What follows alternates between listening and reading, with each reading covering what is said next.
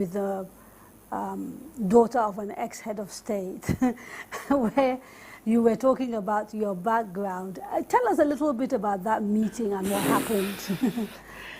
It was the former First Lady of Zamfara State, Aisha Babangida. Funny enough, my father was in the military, like I said earlier on, and was a driver. And my father happens to be one of his drivers. Of President, former head of state, General Ibrahim Babangida. And we are now talking to, I think it's Action Aid, the collaboration on the girl child that I was talking about.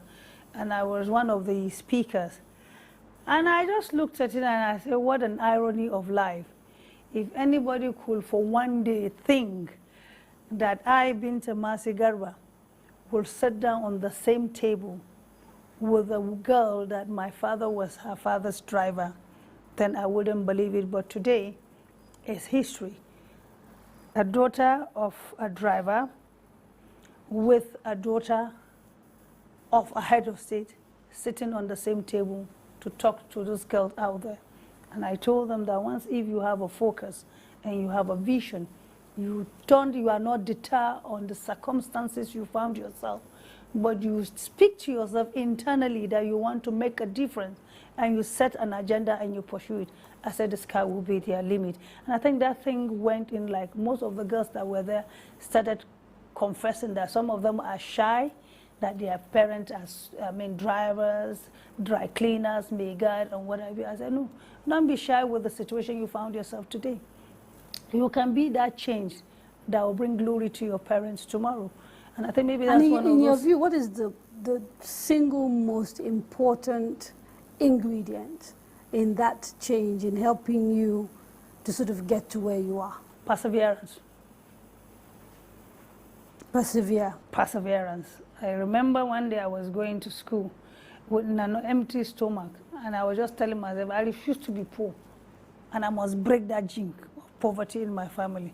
You know, there was this anger that, hey, I'm going to school without a shoe on my leg. It was cold that time, and I had to take water without food. And here is this girl that her father was on a bike, you know, and it was raining. So the water now splashed on me. So the anger of not having food, the anger of falling inside the mud, and again the clothes, my clothes again was mudded upon by the splashing of this thing. I was just telling myself, no, I said, maybe if my father had a bike too, maybe I wouldn't have been in this condition, you know. So the perseverance was that I want to make a difference, I want to change my life against the one that I found my parents in. And I think that thing kept pushing me on. And I believe strongly that once if you have a will, then definitely there's going to be a way. And today is history. Are your parents alive? Yes, my father was 100 last year. He was what? Say that again. I was 100, he's still alive. Wow. My mother is about 75, she's still alive. So I think and when they look at you, what do they say to you? Well, one of the issues my mother normally tells me was like, Binta, you are always in my prayers. And I was asking her one day, why do you make such a comment like that? He said, when I remember when you were born, I knew you were going to be a great woman. I said, why? He said, everybody wants to carry you when you are a child. And up till today, that same favor is following you. So every day I pray for you so that no evil shall come near your dwelling. And I say, amen. Distinguished Senator, thank you so much for coming on the program.